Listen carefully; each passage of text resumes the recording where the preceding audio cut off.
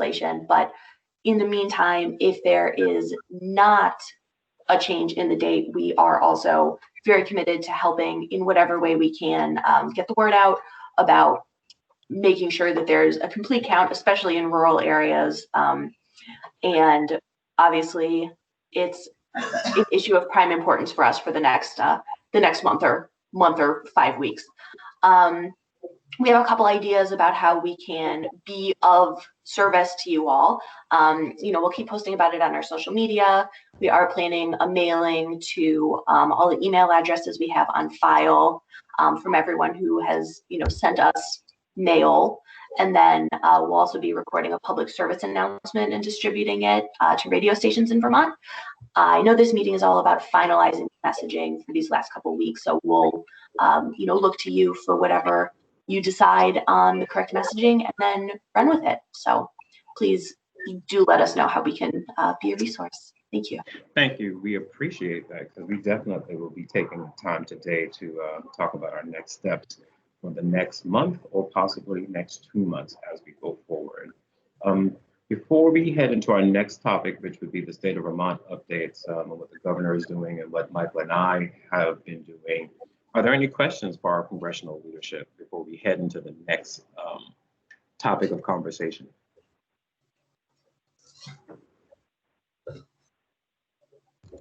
All right, since there being none, we will move forward.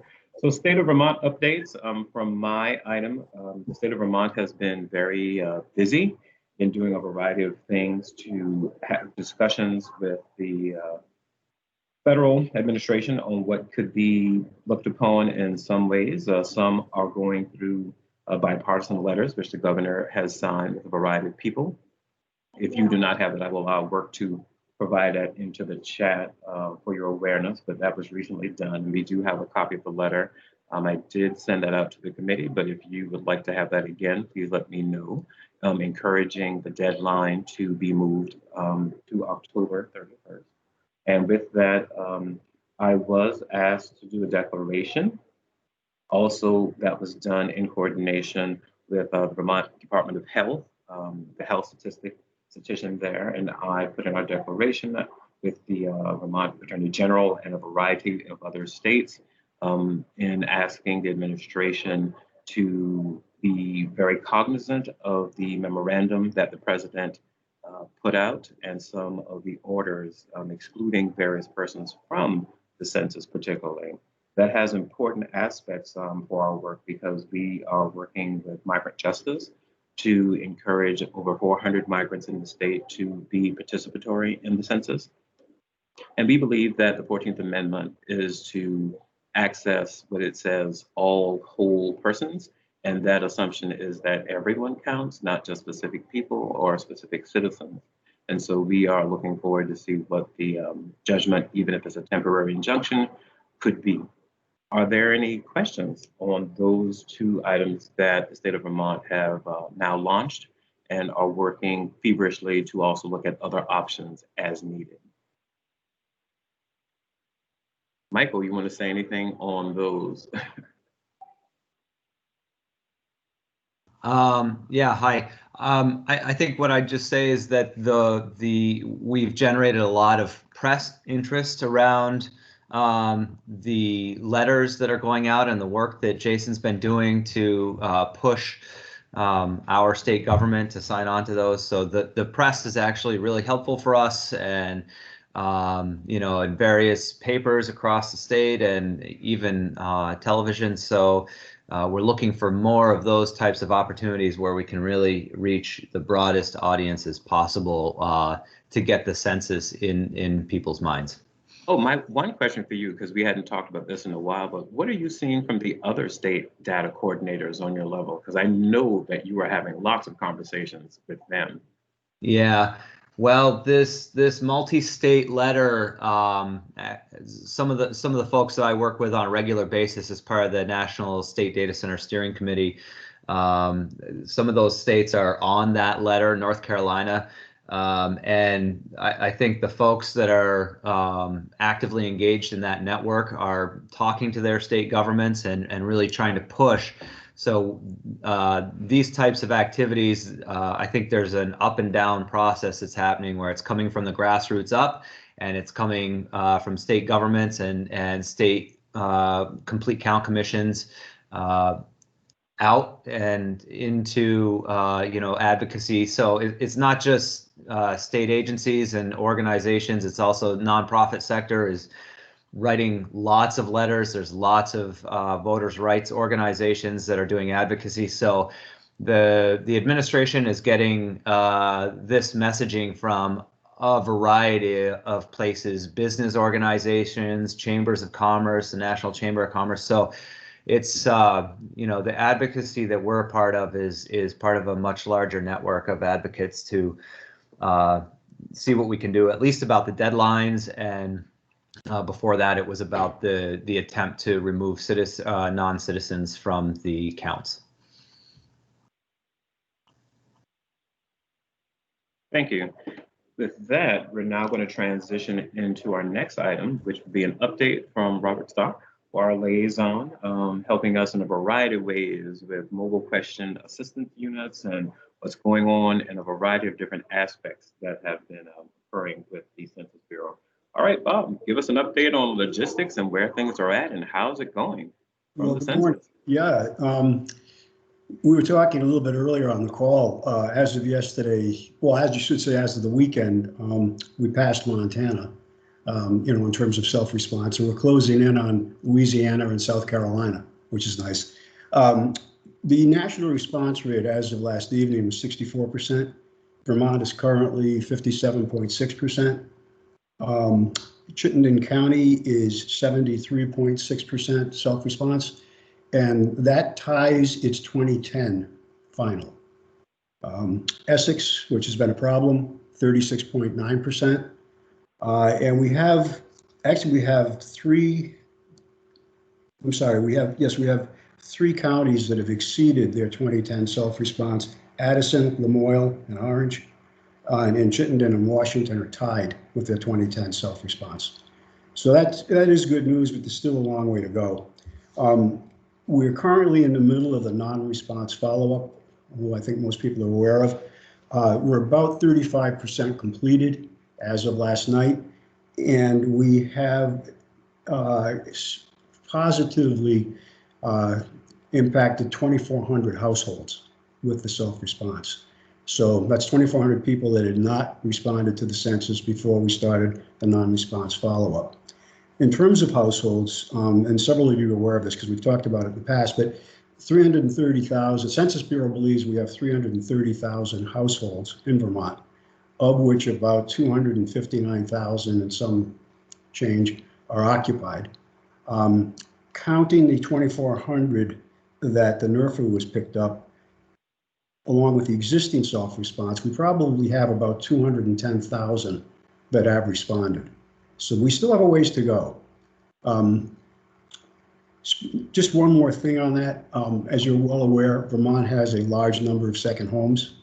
That does kind of depress our self-response rate a bit because people with second homes really should be filling out the census on them. So, but from the standpoint of the people working from the Census Bureau in Vermont, we are concentrating, we want to count people because that's what brings the funds in for the state of Vermont. So our concentrations are on those particular places where there's a lot of people, where we still have households that have not responded. Well, so, Bob, I have a question for you on that, because then, both of us have been answering a few questions on second homes. What is one of the easiest ways we can help people understand that? Because I think we in this group know that it does suppress the count. How can we kind of help people understand that the second homes must be declared, if it can, through the census so that it's kind of extracted out of the household total count? What's one of the easier ways we can explain that? Because a lot of people are like, I don't understand this if we're counting people, but you're saying we're actually counting households. And I'm like, well, it's the methodology. I went through a partnership debrief about a week ago with Washington. And along with some of my contemporaries from places like Montana that also has a lot of second homes, we mentioned this to them, and they said, look, this is really suppressing what we feel is the accurate count from the standpoint of occupied households.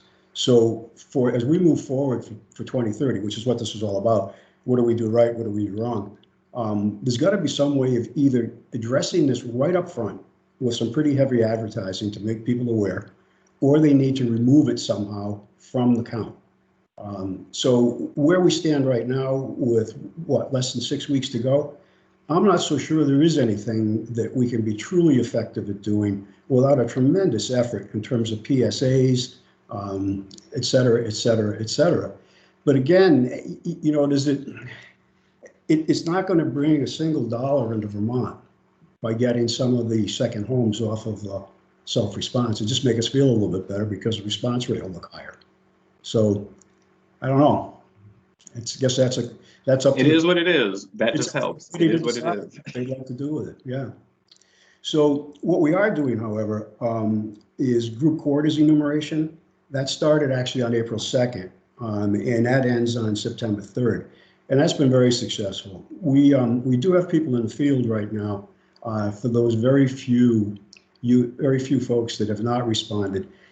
I handle Chittenden County, Grand Isle, Washington, and Orange counties in addition to my other responsibilities. And I got something from headquarters the other day that said, can you help with these that we haven't been able to contact, they haven't responded. There were only 4 of them for all of those counties. So that's how successful this program has been. One of the things we did with that is that we did reach out from Washington to all of our colleges and universities to ask them to provide address information for those students that they're aware of that are living off campus.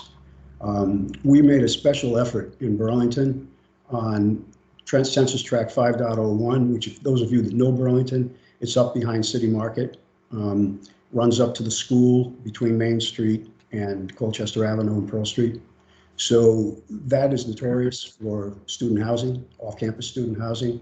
So we've made a special effort there with our mobile questionnaire events by setting up at City Market. And it's been very successful. That has moved significantly over the last few months. It's still the lowest response tract in Burlington, but we'll get them one way or another. If we don't get them on our mobile questionnaire assistance events, then we'll get them on enumeration. Oh, now, Bob, one question, and Michael, you might know. Do we have all of the academics now participating? Because I know they were, kind of leery because they are juggling a lot. And we do understand that they're trying to navigate COVID right now. But do we have all of our academics participating? Yes, they're in. Yeah. Oh, really? That's amazing. That's really great. Which we took care of. So, yeah. Bob, real quickly, can you update us on the count of folks experiencing homelessness as well? Is there any activity there or? Yes. I was going to bring that up next, as a matter of fact. Okay, perfect. Sorry. So what the Bureau being the Bureau calls it temporary non-sheltered outdoor locations, TNSL. So what we're doing, the partnership specialists and census operations are working with the folks that work with the homeless to identify the camps. Would I have been happier if we were doing this as it was scheduled back in March when it was still cold out? Absolutely. It's going to be more of a challenge this time around because there's more camps because the weather's better. But we're still aiming to do this across the nation on September 23rd and 24th. So right now we're identifying those locations. Prior to that, or actually during that, from the 22nd to the 24th, we'll be doing what is known as service-based enumeration, food shelves, homeless shelters. Okay, more the sorts of services that the homeless population uses. So in Chittenden County, I work closely with Champlain Valley Economic Opportunity because they do the pit count, the HUD pit count in January for Chittenden County. So my contemporaries across my teammates across Vermont are doing the same thing. So we're hopeful we'll get them all. We do talk to the police if we feel like we're not getting what we need, but that tends to be the last call that we make to figure out where they are. Bob, I have another question. Approximately how many, or maybe exactly how many MQAs have occurred in the state of Vermont to date? Well over 1,000. Wow. I'm sorry? Well over 1,000 In Vermont. in Vermont. That's impressive. Yeah. That's So impressive. We have that many MQA mobile question is assistants? Wow. Yeah.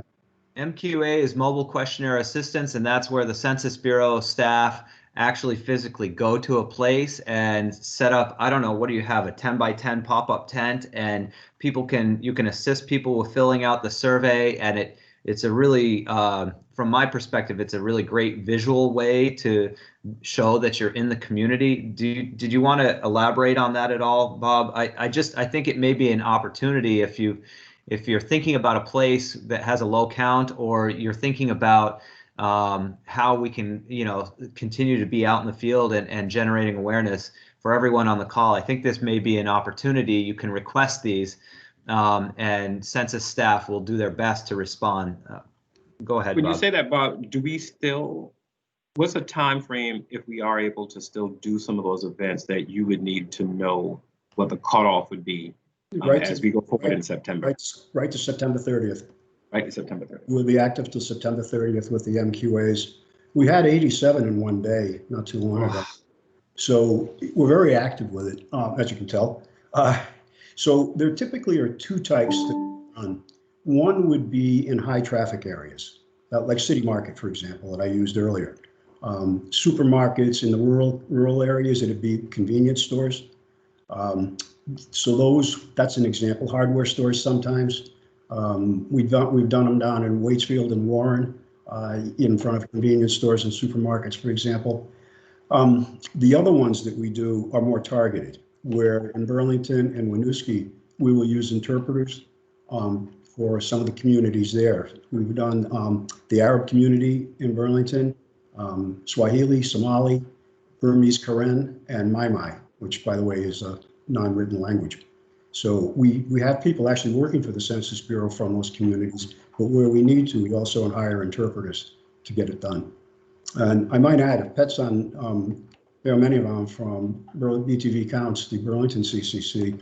They've done a fabulous job. But I mean, all of the complete count committees have, but Burlington has really been really cool about identifying the ethnic groups that we need to be reaching. So, and we do have some more of those coming up, by the way. So those are essentially the way that we do them, either high traffic or one of the other ones that's very popular is the Agency of Human Services, along with the Vermont National Guard and FEMA, on the Farmers to Families programs, food drops. So, and then we have down in Barrie with Eloise Reed and their CCC, we have Capstone. We have the Chef to Neighbors program. And then we just got on board with Hunger Free Vermont, and they have a number of food drops. So we do attend all of those. We work very closely with Vermont Food Bank, for example.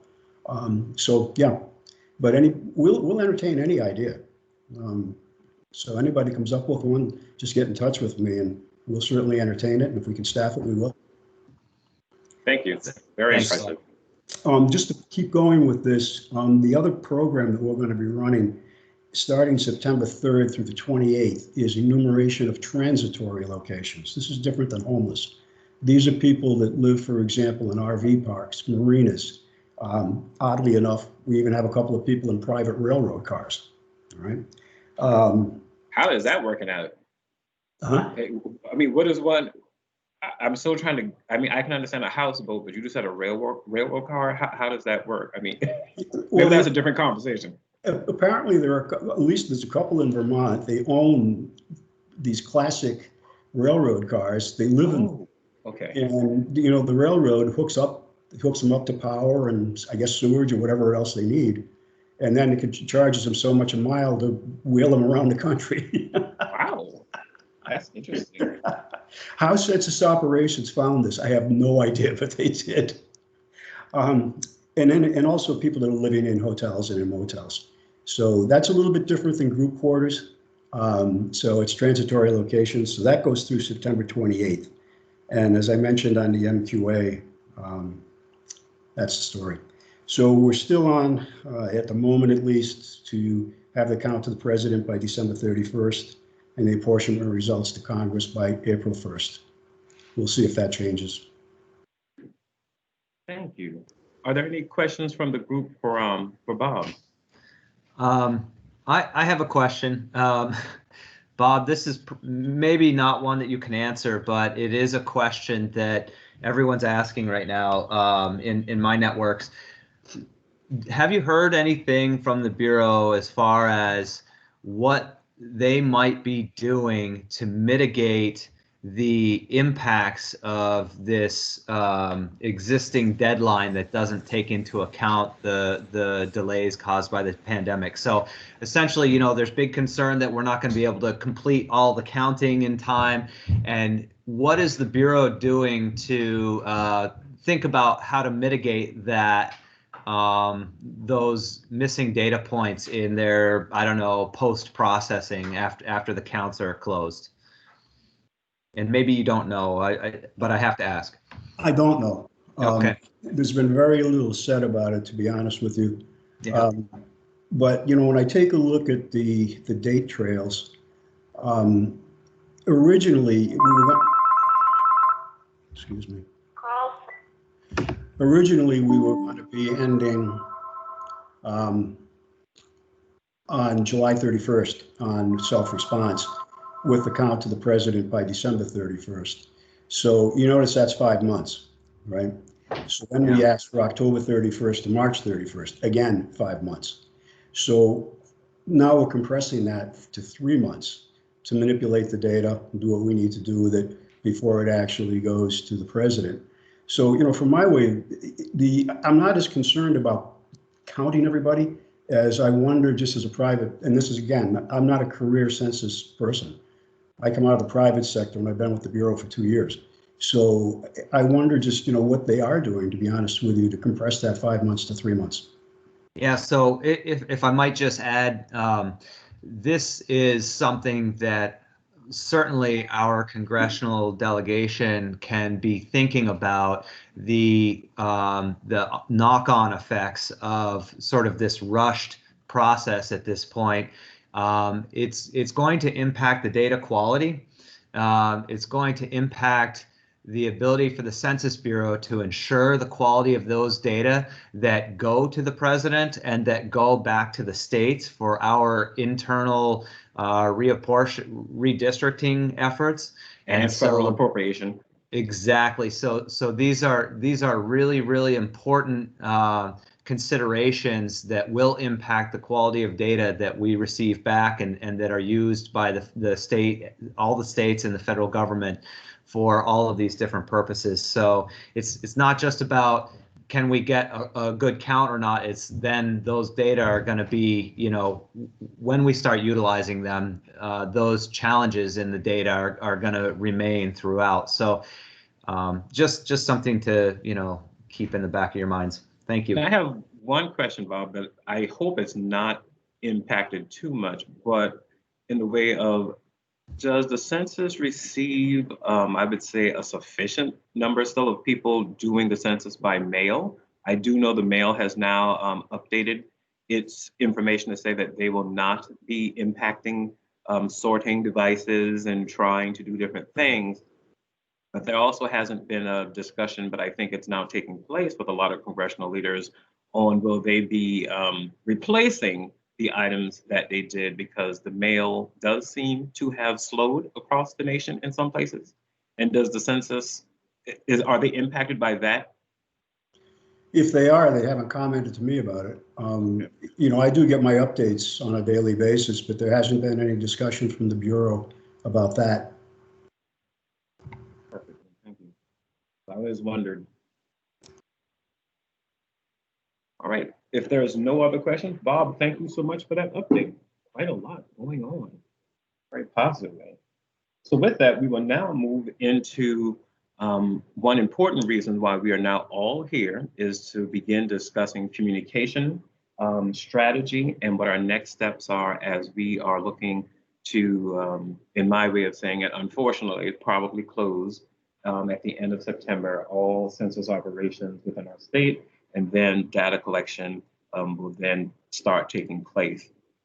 So with that, we want to kind of find out where things are at and how people are kind of feeling given what you just heard between myself, Michael, and Bob discuss, and what the group might think in the way of what are some ideas that you believe we can assist on a variety of different levels, from trying to staff in-person events to what I can try to do in helping state entities promote messages in a very different way. In other cases, connecting with the governor to see what he might wish to do in the way of promoting, along with Michael, looking at what we can also do as well. So at this point, we'd like to hear from you on any trajectory, ideas, social media, communication, anything that you think we could be doing differently in our remaining weeks to make the census more prominent in the lives of Vermonters and residents.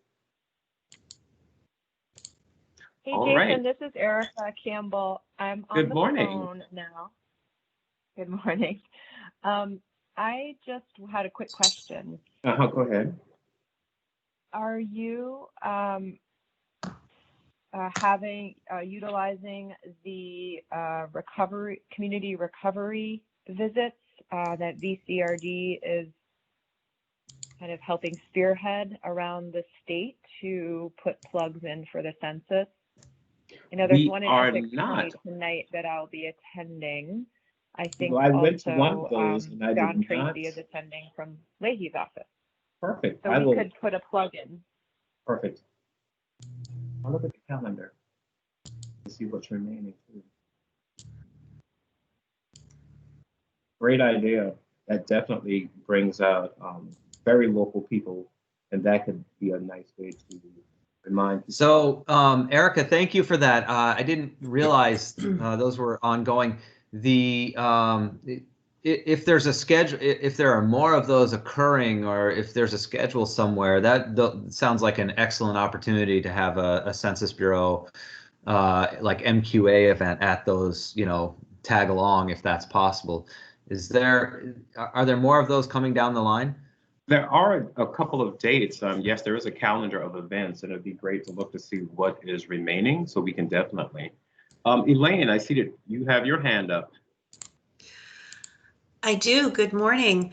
I'm Elaine Haney from the Agency of Commerce and Community Development. And touching on your question, Jason, regarding additional outreach and social media and such, I can report that ACCD has been continuing to post social media about the census using the marketing materials provided by Census.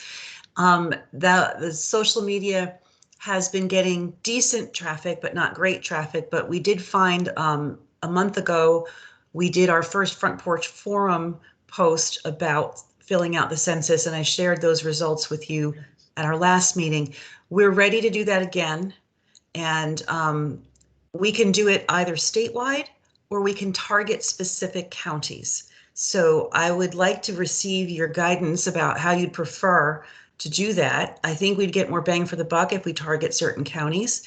And if you have a particular message that you'd like me to craft for that, or to just sort of go with what we've been discussing. But I can set that up right away and have it done anytime between now and the end of September. So well, let's talk about some of that. So Bob, Yeah. we know that it's Essex, Windsor, Essex, Bennington, Windsor, and Wyndham. just those four. And Grand Isle. definite. Those are the definite. Grand Isle has some issues because of the amount of second homes up there, but there's still a fairly significant piece of that population that has not responded. So Essex, Bennington, Wyndham, Windsor, and Grand Isle? Yes. Okay. We can target the message just to those counties. Perfect. And, I think when we're thinking about additional outreach, also be thinking about the audiences, folks that may be less likely to participate in filling out a census form may also perhaps be less likely to be tuned in on their community front porch forum. I'm not meaning to poo-poo the idea. I think it's a great idea and we should do it, but we should also be considering ways that we can reach out to the broader community that doesn't require them checking their email and actually reading through the Front Porch Forum. We have to do multifaceted approaches and be thinking of the easiest options to reach people's eyes, ears, or however we're going to reach them. If I could make another suggestion, I'm not sure about your partnerships with other organizations, but have we partnered with the Vermont League of Cities and Towns yet on this? Very much so. Okay. They've been a great advocate.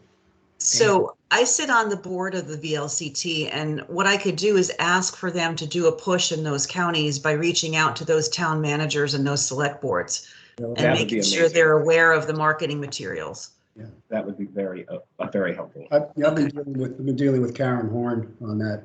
Oh, perfect. For the last 2 years. Yep. So this is Caprice in Rutland. I have a question. Yes, Caprice. So I had suggested that before. United Way does not have the staffing capacity to do this. I mean, I think the response was if you have an iPad, which we don't. But the emergency housing has been extended again, and we have a bunch of folks that are vulnerable that are probably not having access to computers all the time, have enough going on in their life that that's probably not the priority. But I've suggested we know where they're staying. So if we could get someone to go we have our substance use treatment team that goes out weekly, but they're not census takers. So how can we link the fact that we have folks that usually aren't the ones that fill out the census in specific sites? Even in Essex, they're still got their COVID site up. So just a thought of how do we work with the folks that are living in hotels right now? This is Bob Caprice. There's a number of different ways that we reach them. One is the group quarters enumeration. So if you have, let's say, for example, a recovery home or something like that, that would fall under group quarters.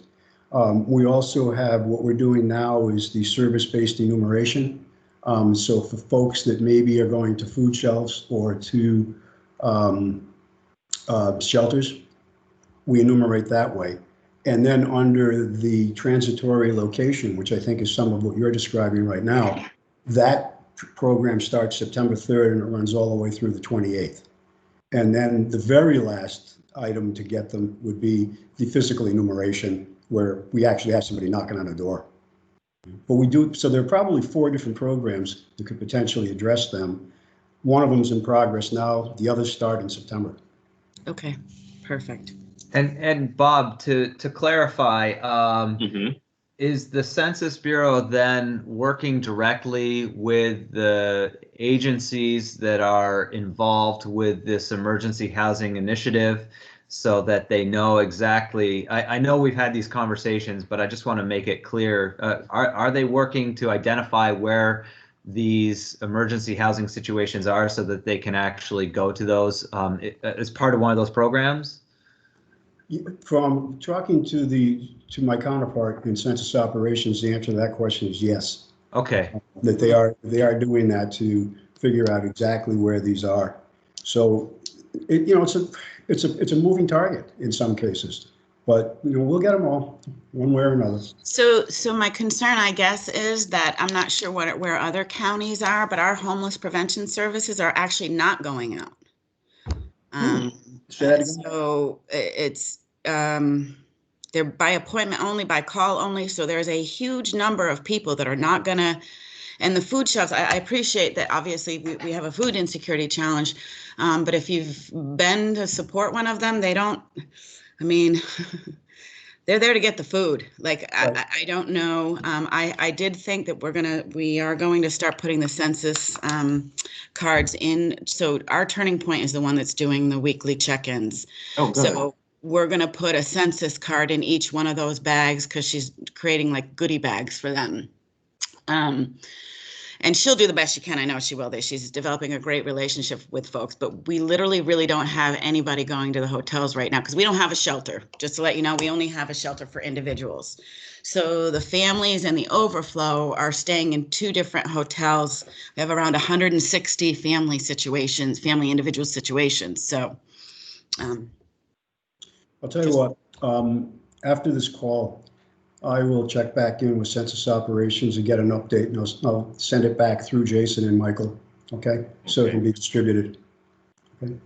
Perfect. And Caprice, you have my email, right? Because I try to send out a lot of things. Perfect. Because that way we can all stay in touch on this. Because that has been a question that myself, Michael, and Bob have been getting from a variety of people, including the governor's office, because there was a thought early on when COVID hit, when everybody was taken off of different places, and people said, oh, what a wonderful time to do this now. And we were like, the census doesn't do it this way. There is a methodology to it, and there is a time period it has to be. But the idea was not lost on a lot of people saying, why couldn't it be done now?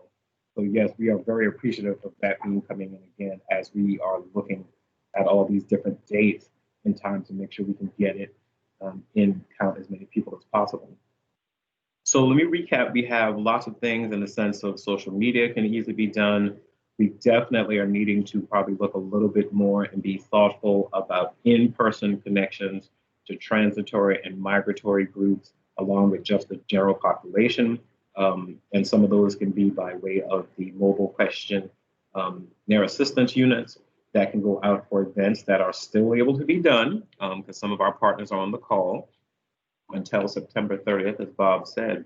Are there any other ideas you think that we could be looking at? I know in the last item, I'm not at a loss with this, but I really am still trying to figure out what is the best way to help Chief Don Stevens in making sure that people are aware that they can also provide feedback on Native American ancestry, particularly to the Abenaki, that is available to be done. It's just one additional little step that they have to do, because you could stop at Native American, but you also have another step that you can actually declare Abenaki specifically. And that has been a little bit of a challenge for us because there isn't a set location where people are registered to see themselves as just Abenaki. It is kind of across Vermont. There's some geographic probably locations that are a little bit more in population, but it's a little bit of a challenge as well. Any other ideas that people might have with that? And we can also, as we do this, also connect with your updates, because Caprice gave us a bit of a nice update on what she was seeing. So with that, I know somebody who's been doing quite a lot of work, and Eloise, I saw that you were on the call. Are you still there?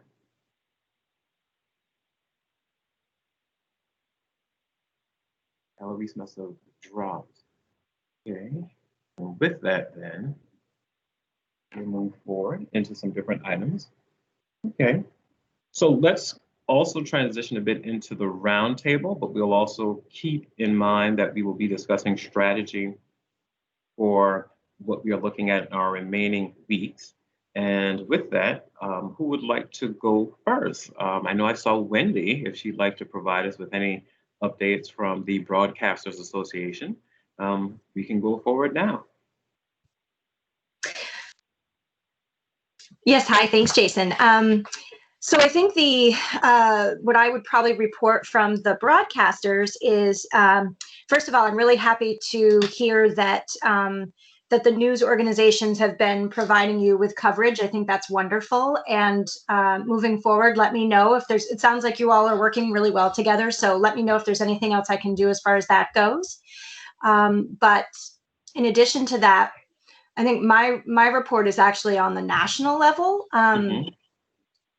I do know that the National Association of Broadcasters has signed on to a business and industry letter that did go to House and Senate leadership, also supporting the idea of extending the deadline. And then in addition to that, I'm aware of the fact that the advertising agency that is what is the word I'm looking for? Subcontracted to handle the marketing on a national level for the census, did put out what we call in the industry RFPs, which is a request for proposal. So I know that they are planning on spending, I think they said like $400 million in campaigns. And I have learned that originally a lot of the marketing dollars were based on social media campaigns, and that didn't work too well. And that was the feedback that they got back. So now they actually are going to be investing in television and radio. I don't know how much of that money will actually come to Vermont. I do know that every single radio and television station did put in a request for proposal, or put in a proposal with Y&R, which is the name of the agency. So whether or not they support that here in Vermont, I can't tell you, but I do know that that is in the works. So thank you. That's quite amazing, actually, though. That was something I was not aware of on the back end, but I do know that we're seeing much more TV spots and radio promoting the census, but I did not know that that was in play. Thank you for that. Sure. Ms. Eloise, are you able to discuss what's going on with Capstone?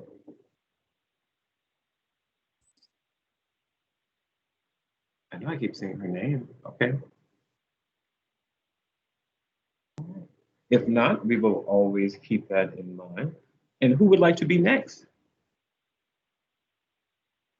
You may use the chat. You can raise your hand if you want. I'm curious. This is Michael. I'm just curious if anyone has any ideas for the business community outreach. You know, in previous iterations, we've definitely reached out to the likes of VBSR and the Chambers of Commerce to see if they would push out some of the messaging. You know, the business community represents employees, and those employees they all need to be counted as well. And I don't know if anyone has any strong connections to chambers or to other business umbrella advocacy organizations, or even the nonprofit sector like Common Good Vermont. But if anyone has any ideas other than what we've already been doing, or maybe in addition to what we've been doing, that would be really helpful as well. Well, I did have one, Michael, and I think our representative, Ms. Emily Corner, might want to say something. But when you said an idea, Bob sent us something a while back early on that I did like, but it would require us to take just a little time to think how it could work, which was, I want to say it might have been Rhode Island or Delaware. They had it where their businesses took a specific date and it all aligned. It was like, take 10 minutes on the 10th of the month to discuss the census with your employees. And that was something that the governor of one of those states actually did in the business, and it was directed towards the nonprofit and business community to say, yeah, it was at 10 o'clock on the 10th date, take 10 minutes to discuss the census. So we could do something like that in our remaining days, and I could work to see what the administration might think about that, because the governor still does twice weekly press conferences, and that probably would take no more than about 5 to 10 minutes to kind of ask the business community, could you please, on this one date, let's all of us get together just to discuss the census for awareness. So within that. Well, Ms. Emily, thank you for joining us. Good morning. Would you like to say a few words? Good morning. Thank you. Sorry to be late. I'm happy to talk to the regional development credit corporations and the chambers, who I think are much more in touch with a much wider range of businesses than they ordinarily would be in a normal year. So that might be to our advantage. I have seen a lot of communication coming from both the nonprofit sector and the chambers already around the value of the census. And so I think we would need to get very specific with what the ask was, and that it wouldn't just be about promoting broadly, but a specific thing that employers would do with employees. I don't know if that would be an incentive program, you know, like how, you know, good health, you get point, you know, if you go to the doctor, you get points with your employer sometimes. If we would want to do something like that, like you prove you did your census and you get a smiley face, I don't know. But I think we would need to take a step beyond just pushing the usual messaging, because I think that's already happened. Perfect, thank you. I just want to note, Fred Schmidt sent a couple notes about churches, wanted to remind us about churches, and also about the extension service. UVM Agricultural Extension does have broad networks. We definitely reached out through some of the migrant labor programs in UVM extension, but those are really good ideas, especially with extension having a pretty good network there. And then I believe, what other comments? There's one other comment, Champlain Housing Trust as well. And I believe, so we're gonna take notes on all those, Fred, and we're gonna think about that, and maybe we can send some of you, Fred, I'm thinking of you, back out into the community to see about maybe getting extension to push some of this messaging. And I believe Robert Burke Yes. has a question as well. Hi, good morning, everybody. I'm just curious, has anybody reached out to the National Guard? There's a few thousand of a captive audience there. I work for the Adjutant General. I could certainly reach out and ask him to do some messaging. This is Bob. Bob, you know, I've worked with the Citizen Soldier for Life people up at Camp Johnson.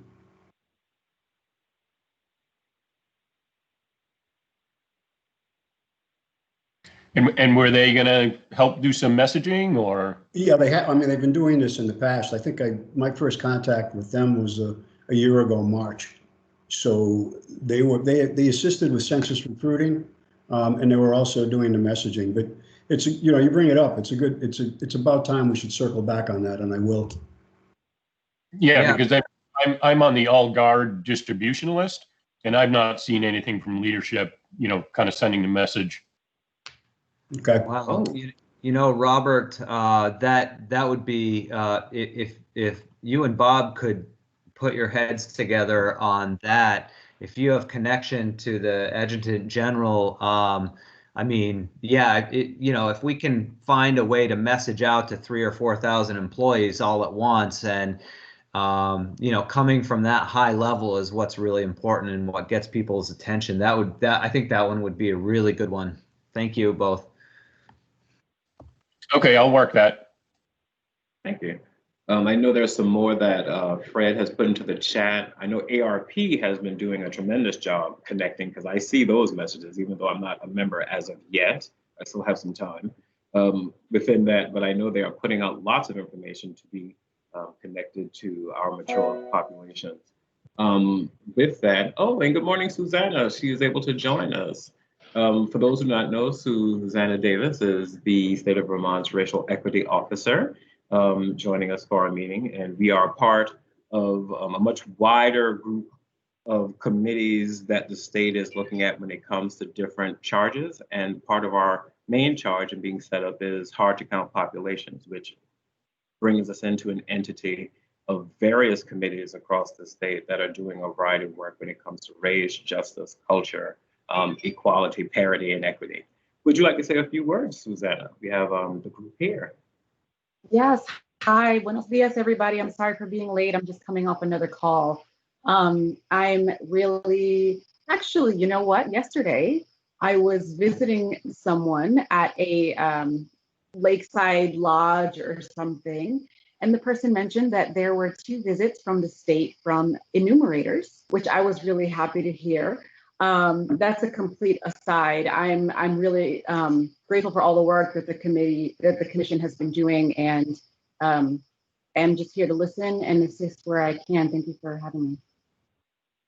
Well, right now what we're doing is we are going through strategy as we are examining the remaining weeks, whether it be the end of September or, if possible, the end of October, to connect to different types of populations and groups. And so we are looking at what we can do to be now more thoughtful and specific in our messaging and outreach to different types of groups. We were just talking about the business community, and people have proposed a religious community to try to reconnect. We have the military, also National Guard, looking at trying to do some promotions. We also are looking at the business community. But within that, our representative, Ms. Emily, said that we want to be very specific if we do ask the business community what that looks like, because we just shouldn't do a general please participate. As what do we really want them to do in a variety of ways. So we are batting around what are our strategies that we can now pick up and connect. And we do have things, because Robert Stock is our federal liaison for the census, where we can, until September 30th, also have what are called mobile questionnaire assistance events across the states where people gather to just make people more aware. You have any ideas? Because I know that you are seeing quite a lot of the different groups in Vermont that we have a charge in making sure that we connect with and make sure that they're counted. So if you would like, feel free to post any ideas or let the group know about what you're seeing when it comes to the various groups that are in Vermont. Because I know that you are on about 50,000 different committees right now. Yeah, I guess for me, when I'm thinking about the hard to count populations, of course, we have a lot of folks living in rural areas, a lot of low-income communities in Vermont, folks who are just too damn busy. But a big focus for me is limited English proficient populations, especially those who either still have ties to a previous country, like with the resettled refugee population, who may not necessarily be fully settled here. And then also, of course, the undocumented population. And one thing that we're working on, you may have read in the last day or two that the governor has included in his proposal, his budget proposal, a measure to provide economic stimulus payments to people who were excluded from CARES Act payments. And that's largely going to hit our migrant population in Vermont. So I'm wondering if maybe we could tie some of these efforts to that distribution of funds. There might be a unique opportunity there to partner with whichever agency is going to end up doing the distribution of stimulus payments to say, by the way, you should respond to the census, here's some information, or here's a person who can help you navigate it or fill it out or whatever. That's very helpful because it would be very important to find out what department or agency will be doing that. And I'm quite sure we could easily connect and also have Bob join to look at what it looks like to have a lot of resources promoted uniquely to very specific populations, because the census has quite a lot of materials in a variety of different languages that is very helpful, including phone lines to help and assist people. That's really good to know. Thank you. This is Michael again. I think this goes along with what Susanna was just saying. I thought I'd heard at some point that maybe some states or somewhere they were trying to use some of those CARES Act funds directly for Census Bureau outreach. So maybe that's just removing one step from what you were saying, Susanna, and going directly for those funds. That's beyond my ability to try and look at that, but maybe we can do that, see what funds are coming. If someone in this group has an idea of what CARES Act's funds are coming into the state of Vermont and how those are being managed, or could inquire about if we might be able to obtain a small slice of those funds to do, I don't know, something like advertising with buses on the 14 public transit organizations in the state, or something on radio, or a television spot. I don't know. Does anyone have an idea about how we might find out about accessing those CARES funds? I think our representative would like to say something, Ms. Emily. Yep, thank you. Thank you.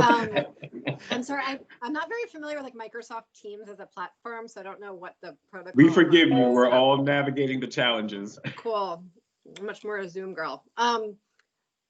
The CARES Act money has mostly all been appropriated. There was a small amount that was set aside for to see what's happening with revenue shortfalls that we are going to be finishing up in the next couple weeks. The legislature is going back into session on Tuesday to make those final decisions.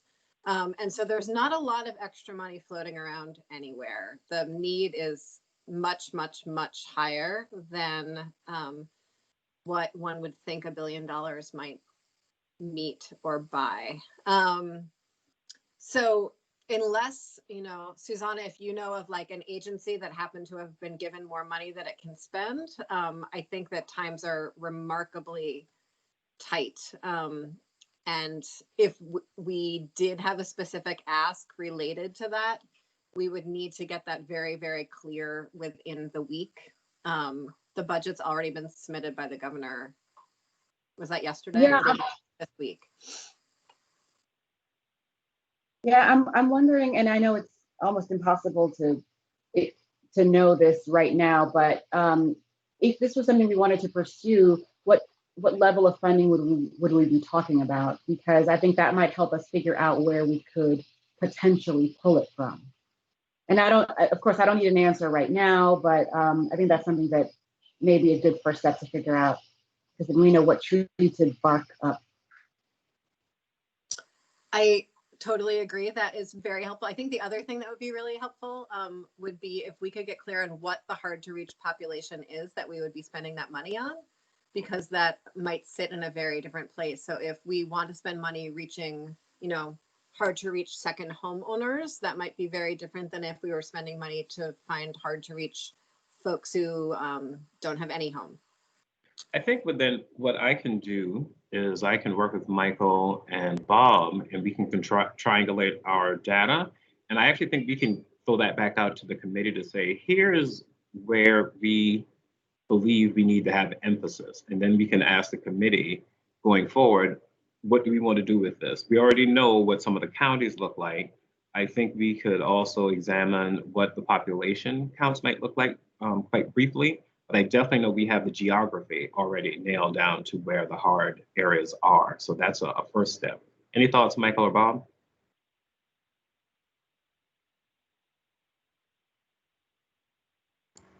It's just Bob. I'm not as concerned about the hard to counts that we cover under our various programs. I'm more concerned about, let's say, students living off campus. Is it students and children? Because I know children is also hard to count as well. The single parent with children under 5 is notoriously hard to count. Oh, okay.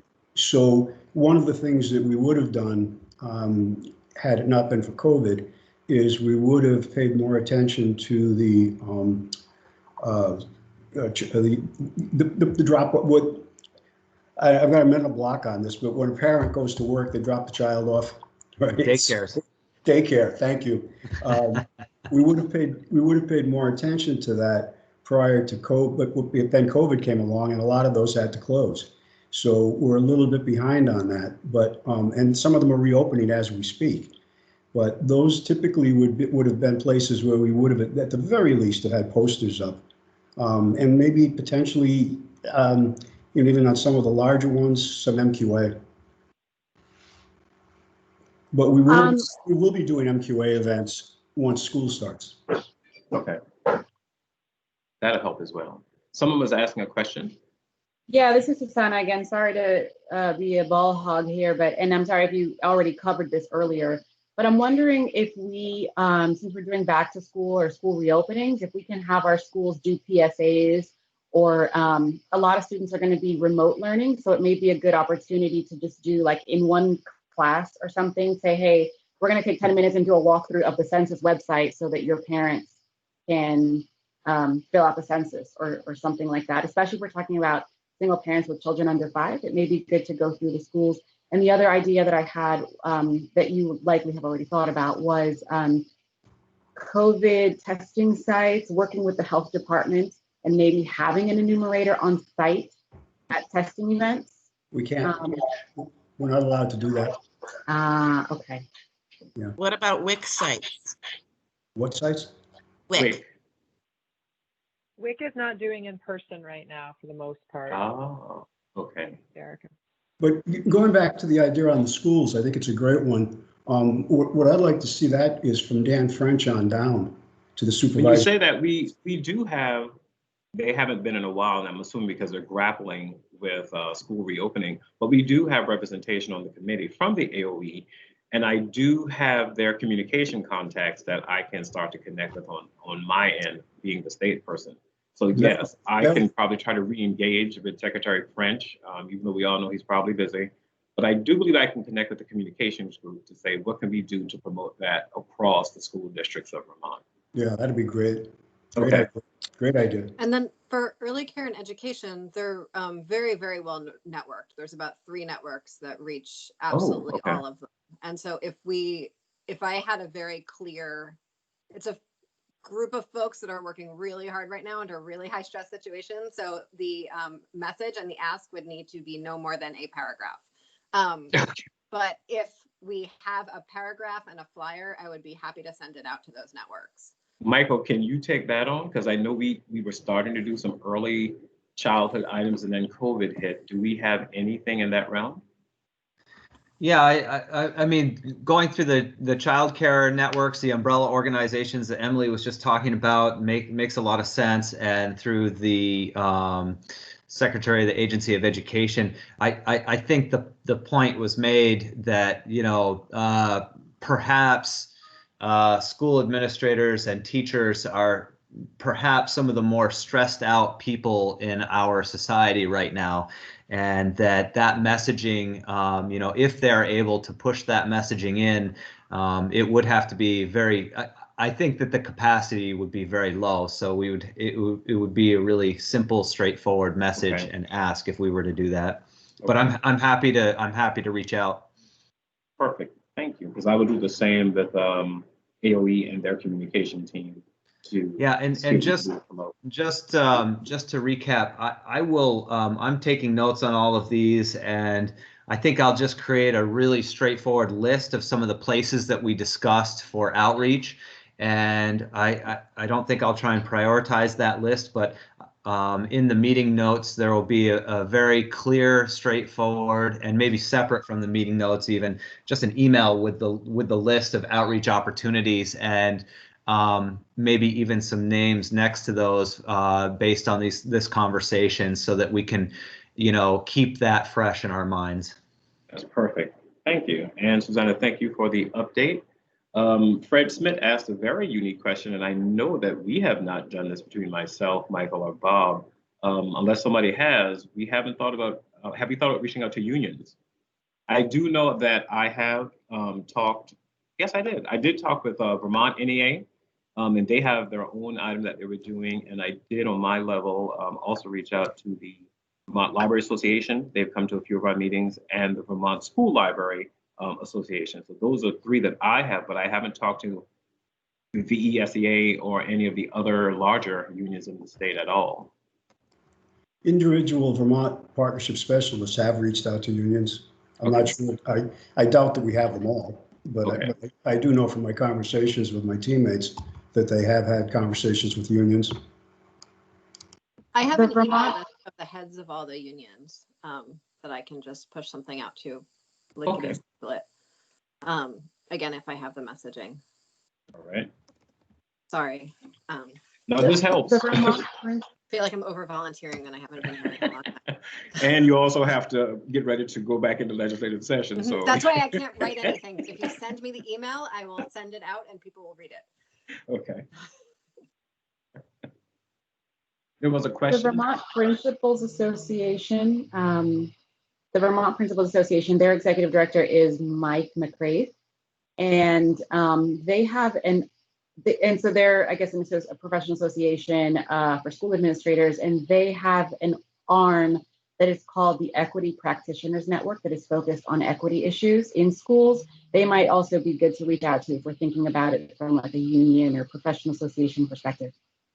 Only because a conversation just came up this week.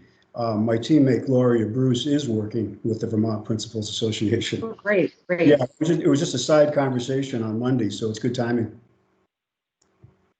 So we're having some interesting overlaps in different ways, and things are beautifully playing out as we are feverishly working to increase.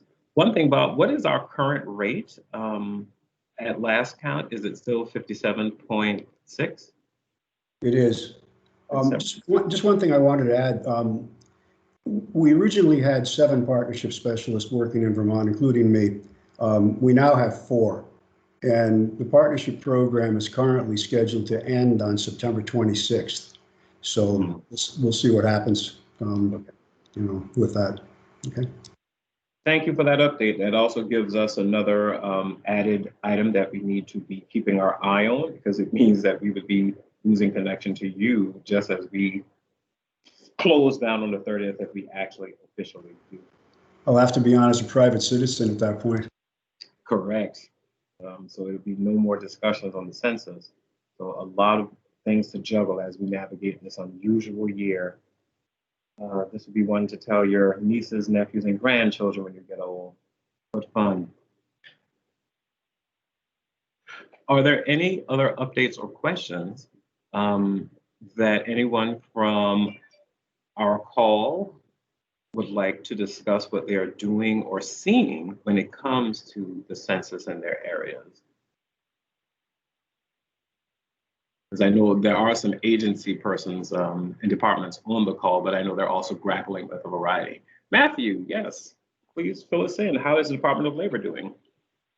Good morning, everyone. The Department of Labor is a hotbed of activity as it relates to unemployment insurance benefits and reemployment services.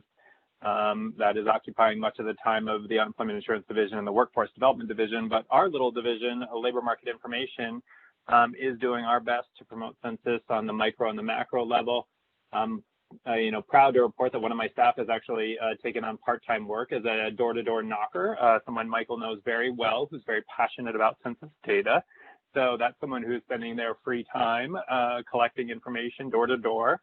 And then as far as kind of picking up on the conversation of employers and organizations, I continue to make outreach. I do presentations quite regularly. So yesterday when I was speaking to Vermont Human Resources Association, we talked about the Census Bureau, and I will be the first to admit that my language is not always the best as far as like creating a direct action with them, but at least opening the conversation and making sure that they're aware that that count is going on.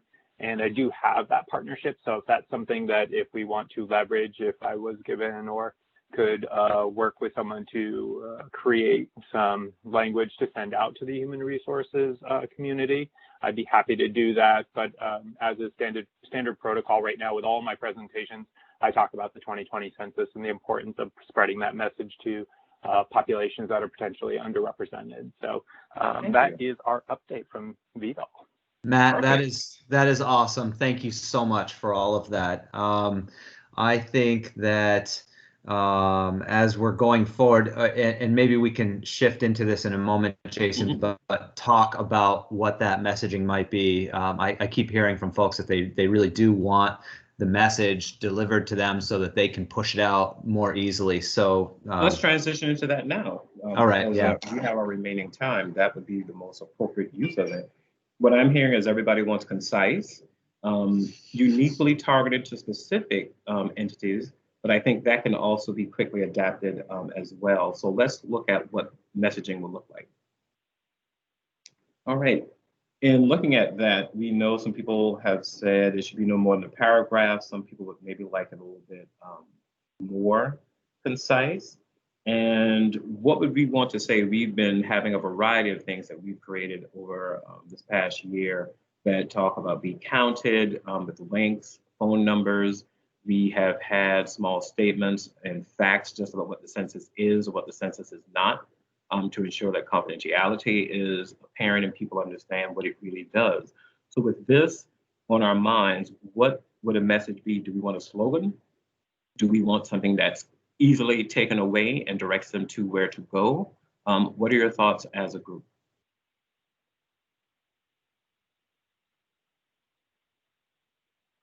And just know I'm still working with AOT on road signs to have the census across the state of Vermont on all of the AOT road signs. That is still in progress. That would be so neat.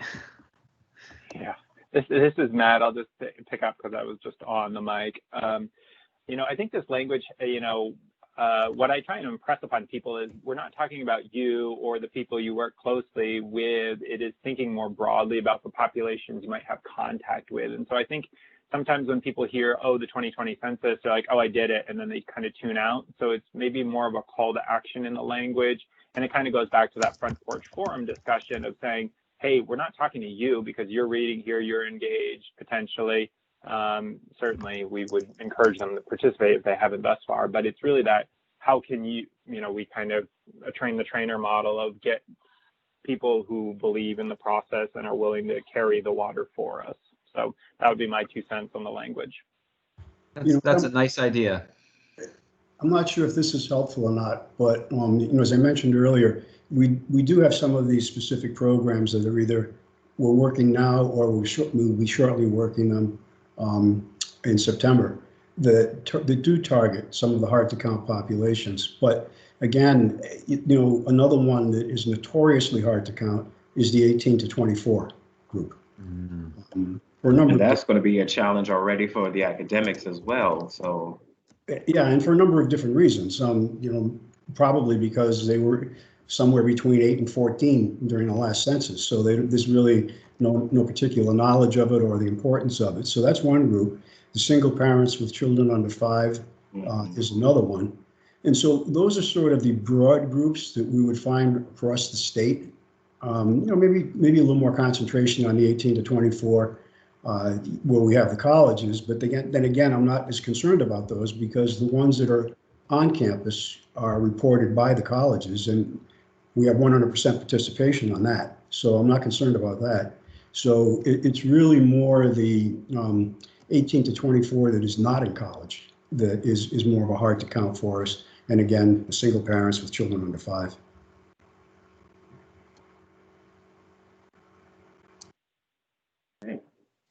I think, this is Bob Burke. I think, some of the messaging that I've done to our contacts, I kind of focus a bit more, we seem to always be talking about rights, but I talked about responsibility.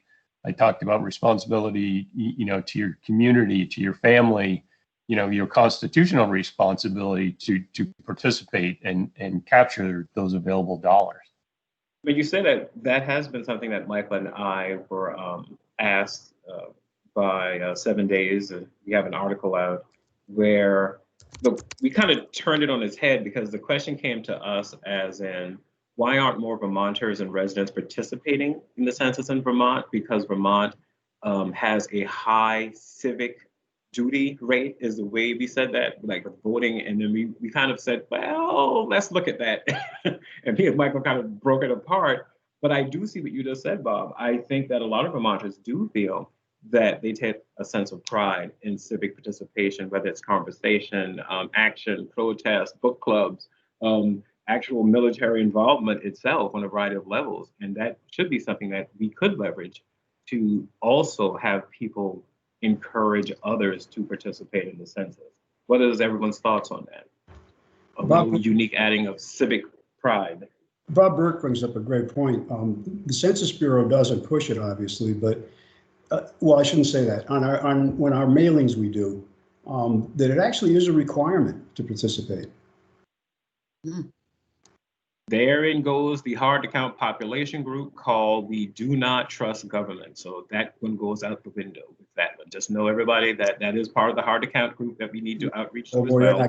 You're not kidding. But I do get it, so yes. But we've lost their votes right there. The don't trust government is already lost. So. The other message, speaking of those folks that have high levels of distrust, the other message is, and I've pushed this one myself, if you don't want to be visited by someone up to 6 times at your house, just get this thing out of the way so you don't have to have a federal employee coming to your residence over and over again. I agree. I guess I could use a spiel too, how can I, if you fill the census out, how can I come back and help you stick it to the man? Is that what we should say as well? Maybe that might fly.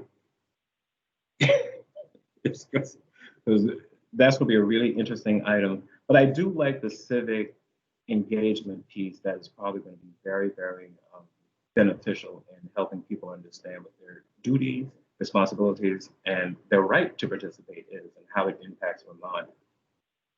Okay, so we have some very unique groups, 18 to 24, single parents with children under 5, the business community, unions and association, military.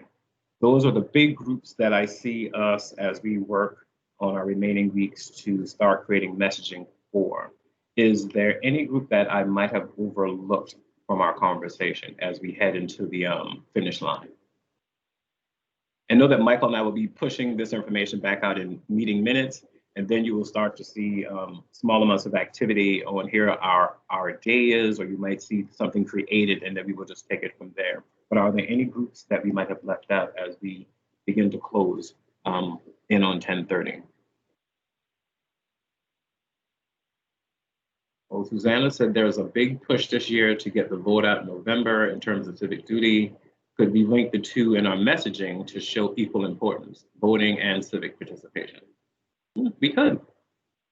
Yes, this is the 100th year, Fred, for women's suffrage. We could also try to connect to the other 50% of the population that is here that some people don't pay attention to.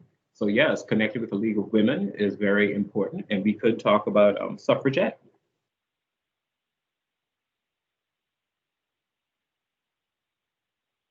All right. Well, as we close, any final words? Michael, Bob, anyone? I will start. I just want to say thank you so much, everyone, for hanging in there, because I know that this was on everybody's mind when we started this, and then COVID hit and everything scattered. But we have still managed, and I even say it in a very unique way, we have managed to beautifully keep this continuously going on in the background, even though a lot of our lives have been upended in different ways. I am very humbled to see our rate when it started be below 25%. And we already felt the year was going to be a bit of a challenge, but good. And COVID hit. And I still strongly believe to see us move from 25% before March and then in June be already in the 40s, it was quite astonishing because we didn't really have any activity at all other than word of mouth, social media, emails, newsletters, all virtual. That's an impressive feat that was pulled off in such a short time. And with that, I strongly believe that we will surpass our 2010 number of 60.3 self-reporting. We just don't know what it looks like. But if we are able to do it, I think it will be coming up rather shortly. So with that, I thank everyone for their work, their time, and their participation. On my end, we look forward to a September meeting, whatever that will be. If we do have the extension in October, it will be great. If not, that meeting will talk about what's currently going on. And we, Michael and I believe that we should have a wrap-up meeting as our close, because this was the first state commission to discuss the census for Vermont, and we would like to create a little bit of a roadmap for those who come in 2030 of worked well and what did not. So know that our September meeting will be a meeting of what could have been done better as well. Michael, Bob, or anyone from the group? I'd just like to encourage folks to take advantage of the mobile questionnaire assistance and some recommendations from you as to where we could do this. Census operations in Vermont is as good as it gets. Trust me, I've managed enough organizations over the years to know. And our MQA events far surpass Maine, New Hampshire, Connecticut even. We're out there and we're working really hard to get these numbers up. So we're willing to take a look at anything that you recommend. And I would just highly recommend that you do use us, because we want to be out there. And Bob is on our email string. So if you have any ideas of where we can have some additional events, feel free to directly connect with him, or you may reply all to us if you need. And thank you both. I would just like to thank everyone on the call and folks that aren't on the call. We greatly appreciate everyone's efforts. We know that everyone is out there having conversations and thinking about this from time to time amidst everything else that's going on in their lives. And we really appreciate your bandwidth on this. We will send out a brief list of outreach places and opportunities, and we really encourage all of you to take that initiative to have those conversations about how we can pass some of the messaging through these networks, because from my perspective, especially with the amount of time that we have left, it's really, we're going to get the most, the best result from our networks that we have in the state of Vermont. It's a small state. We all know each other. It's like 2 degrees of separation.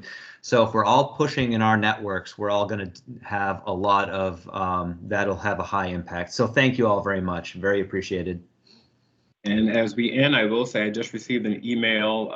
Erica, who was on the call from Senator Sanders' office, is already connected to the recovery community staff, where they're having their electronic events, asking them to start participating in the census. So that just happened for the remainder of the recovery events that will be going on across Vermont that they are hosting.